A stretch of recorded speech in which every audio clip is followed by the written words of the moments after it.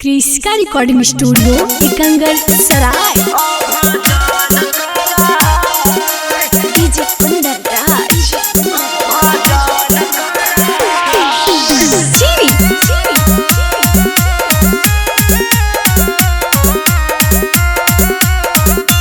Presented by क्रिस्का films. रजा रजा बलमुआ हमारा तंग कर रजा रजा बलमुआ हमारा तंग कर दोनों जबान धर अभजन कर दोनों जबान धर अभजन कर रात भर सखी गे गंजन कर रात भर सखी गे गंजन कर दोनों जबान धर उ भजन कर दोनों जबान धर अभजन कर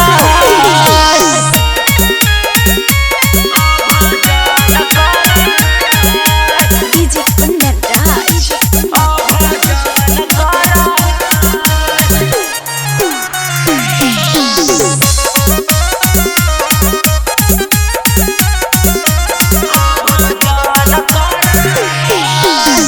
मन कर भाग जाई पियावा के छोड़ के जेसबी नियान दैया राख दे है कोड़ी के मन कर भाग जाई पियावा के छोड़ के जेसबी नियान दैया राख दे है कोड़ी के थक जाए तो दिनामो में पस्त पड़ा थक जाए तो दिनामो में पस्त पड़ा दोनों जबान धरा उ भजन करा दोनों जबान धरा अभजन करा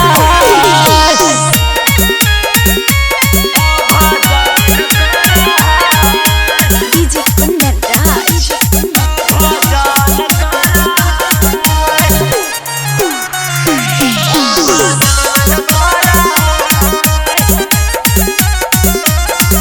क्रिस्का रिकॉर्डिंग स्टूडियो एकंगर सराय। केतना हम खेला कहियो पीर दीवाना के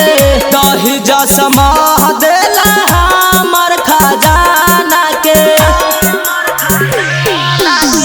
केतना हम खेला कहियो पीर दीवाना के दही जसमह देला हमर खजाना के सुते न दे है से जिया पर हुरदम कर सुते न दे है से जिया पर हुरदम कर दोनों जबान धर उ भजन कर दोनों जबान धर अभजन कर क्रिस्का रिकॉर्डिंग स्टूडियो एकंगर सराय।